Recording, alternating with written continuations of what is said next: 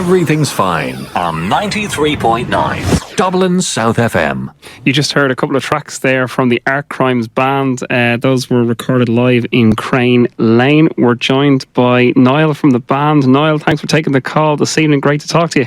Hey Keith, thanks for having us on, man. Really great to be here. Yeah, great. I don't think I've ever broadcast a live concert like that before, and it's kind of unusual that we didn't get to hear any audience because obviously you recorded that during the lockdown and stuff. Yeah, it was very bizarre actually. The Department of Tourism and so on and sport gave grants or whatever for live venues to film and stream some bands and so on, and we were fortunate enough to get the call off Crane Lane, which has been like a second home to us for so many years, and to go in and perform and have it filmed, and it was streamed over Christmas. And it was a bit surreal, it was wonderful for us to be all back in the same room together, because, we'd been working on new music remotely together and so on, and piecing them together and so on.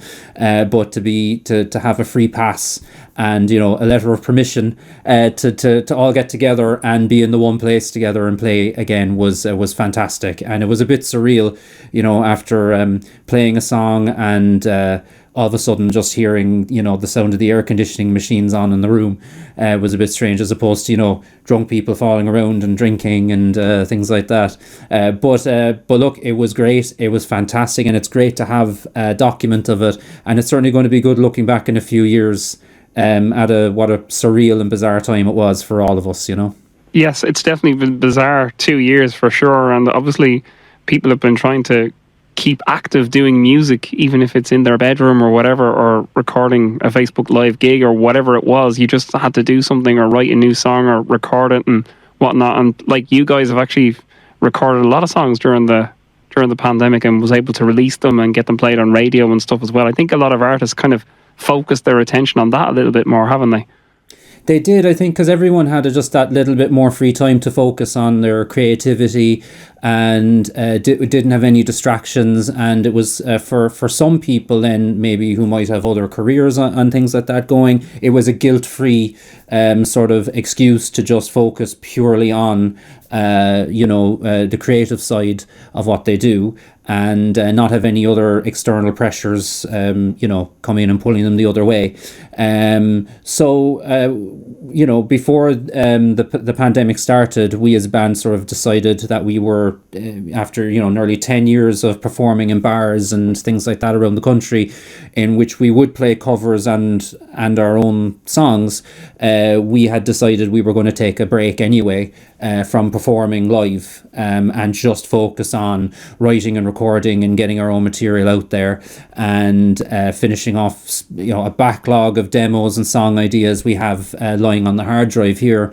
And we did get an opportunity over the lockdown to collaborate remotely with some other artists and so on, which was great, because after we put out our first single in years, in January 2021, called In the Dark of the Evening, 4 months later we collaborated with an old musical comrade of mine, Colm Hayes, on his track Mosaic, which Grace sang a duet with him.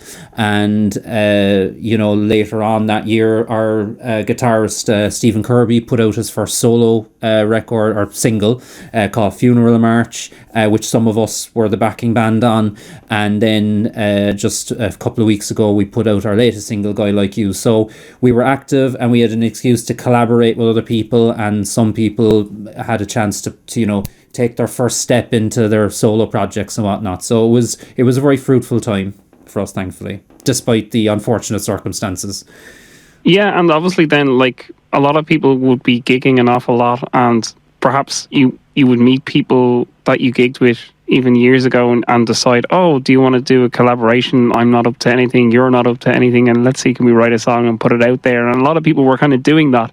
When you're busy touring all the time, you never get the chance to write or maybe collaborate, even over Zoom or something, and come up with a song with somebody else. Absolutely. I mean, it's funny you mention that, because the Colm Hayes, who we collaborated, who we played on Mosaic with, he finally had a bit of spare time to do these lockdown videos that I helped him put together and put out there, and we were able to just kind of collaborate on original songs that maybe Colm had written years ago, with, you know, friends of ours, musicians who are living in New York, and another guy in Canada, and so on. So these are people that we, you know, hadn't played with properly in about 16 years, and finally had an excuse remotely, because they had the downtime to you know, record these songs over, you know, they'd send in things and I'd piece them together here and put them out there. So it was great for that. It was great as well to reconnect with old friends in the music world that we hadn't played music with in so long. Yeah, that's really, really good, isn't it? And stuff as well. So what's the story with you guys then? Like, there seems to be quite a few members in the band, and how does it work with your schedule? How do you guys meet up to practice, or even if you're getting ready to go into the studio and record your bits, or obviously down the line you're probably looking at maybe touring again in terms of getting an EP or an album or something together then as well? Yeah, I think, you see, we were gigging so regularly for years up until the pandemic hit, at least once a week. And we had a residency in a live music bar here in Cork called Reardon's. We played there every week for 3 years. So when you're gigging that regularly, it kind of cuts down on the amount of rehearsing you have to do, because the gigs almost become like a rehearsal as well.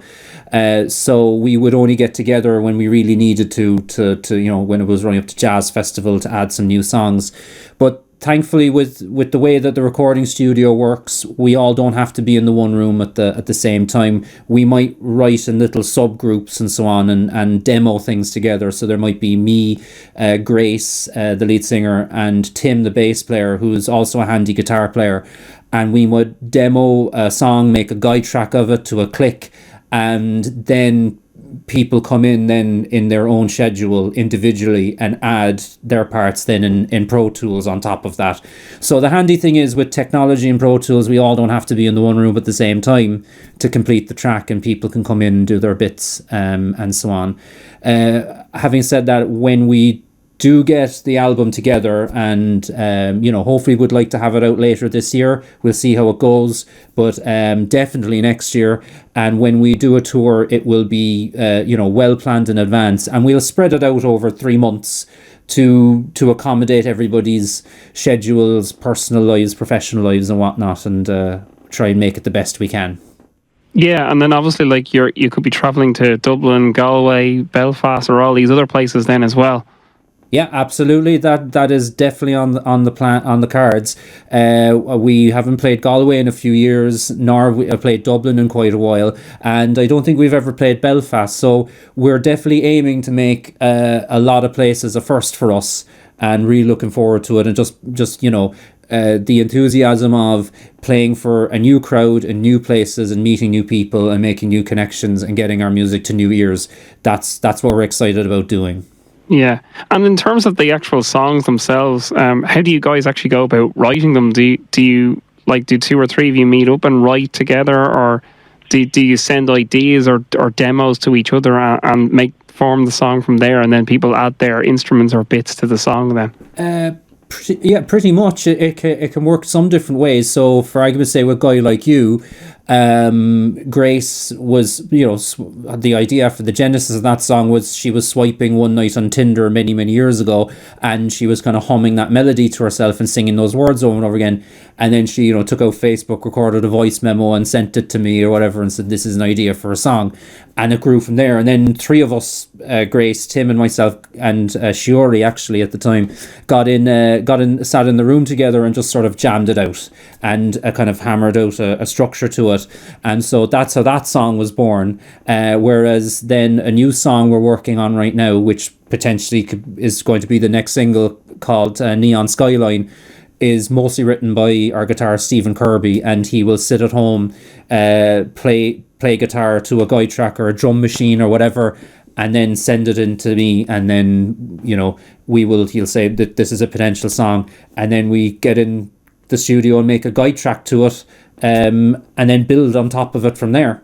And so it works that way. Sometimes there might be three of us write together, two of us, or one person might send in the song, and then everyone tries to change it, and that's what happens. Yeah, very interesting, isn't it? And I suppose people add their bits to it, and then there might be arguments about, oh, we don't like that bit, or we like this bit. Does any of that go on then as well?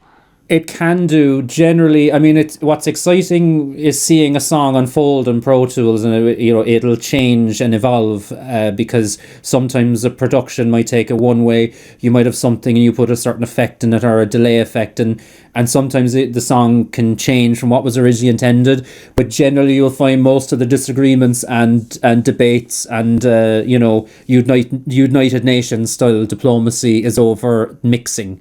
Really, is some people in the band don't like too many effects or reverb. They're more old school. And then some others in the band are a little bit more open-minded, perhaps, or, more up-to-date. And so that's where some of the debates can come, and the, long essays in Facebook Messenger will come from trying to convince someone that, no, this is the right way to do it. Yeah, I mean, obviously you've got like the technology now, and you can add in your electronic bits or whatnot, and then people want more original, authentic bits, maybe. Yeah. So there's all that argument going on, isn't there? There's no right and wrong about it either. There is no right and wrong. It's just like sometimes you go, look, I think this sounds cool, but I think people on the radio might like to hear this more. And there's some people in the band who are like jazz purists. Like for some of them, music stopped after 1955, and so it's like trying to triage that and come to a compromise and so on. But it is good. It's all about balance, and sometimes that's a good thing. That we don't go too overboard and turn into something we're not, and we try and, as you said, keep it a bit real. So that's good in a band.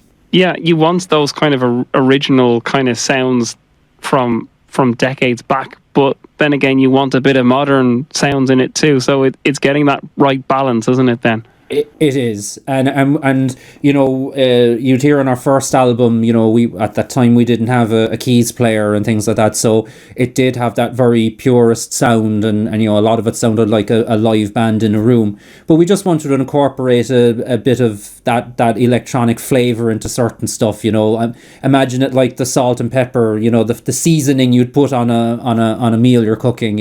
We just want to incorporate some of that, and just have a little bit more of a modern sound to certain stuff. But at the end of the day, it's still real drums, and it's still real bass and a real sax player and things like that. So the core of what we do anyway are still real players in the room, and it's still us.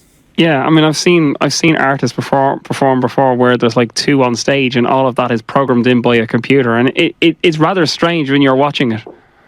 It can be, and then I think as well sometimes it can. I mean, it's fine if that's what you want to go see and that's what you're into, and that's cool and so on. But I do think it takes away a lot of the spontaneity sometimes as well. I love the way that even if a band is playing the same set list of songs every night, there's always going to be these minor little variations in it from night to night that make it real, and it depends how the audience react to certain things. Things will change. It's organic. It lives and it breathes, and that's one thing we absolutely love. When we perform live, we don't try to recreate what we did in the studio on stage. We are aware that we try to separate them. We have what we do in the studio, but then we have what we do on stage, and we will do a version of what we've done in the studio on stage to keep it kind of more real, more organic, and more energetic, Yeah, I see what you mean. Tell us, where did you get the band name from? Oh, okay, so technically we started as just a group of friends that didn't have a band name around a table in the back of a pub here in Cork back in 2011. And so we would meet up every Tuesday night and jam. And the members of the band that are here now weren't there then, but some of us were. And so we would just jam different ideas. We'd do some jazz standards, and we'd do, the song Tequila, and we'd do, certain songs by Manfred Mann and things like this, and Sam and Dave, and just soul songs and world music things. And so one of the guys there, Bill Griffin, would come up with different ideas. He'd come in some night and he'd go, I have a little tango thing here, and we jam that, and he'd go, I have a bossa nova thing, and I have a flamenco thing. And so there was all these silly little ideas that were fun, and we kind of made a joke that that these are kind of art crimes and so on, that these are crimes against art and music that we're coming up with here, and because there was no one there to say you can't do that, you can't have a flamenco going into a reggae.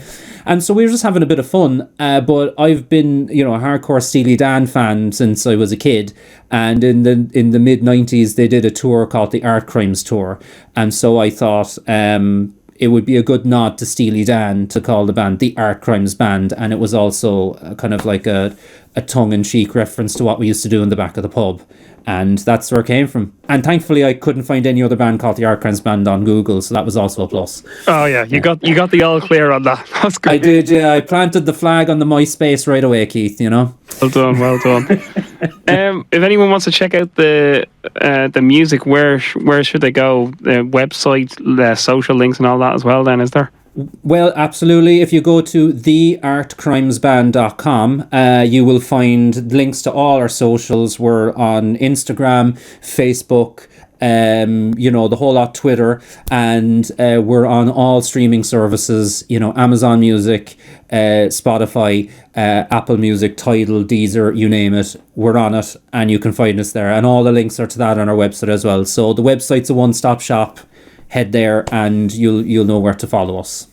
Brilliant stuff, Niall. Thanks for talking to us tonight, and wishing you the best luck with the music, and hopefully we'll get to see you play really soon. Absolutely. Can't wait to make it up to you, Keith, and hope to see you again, man. Thanks so much for having me on. Cheers now. Thanks. All right. Cheers. See you now. Thanks. All right. Cheers now. Bye-bye. That was Niall there from the Art Crimes Band, who was talking to us on the show tonight. You are listening to Dublin South FM on 93.9. この番組は地域密着型を目指しています。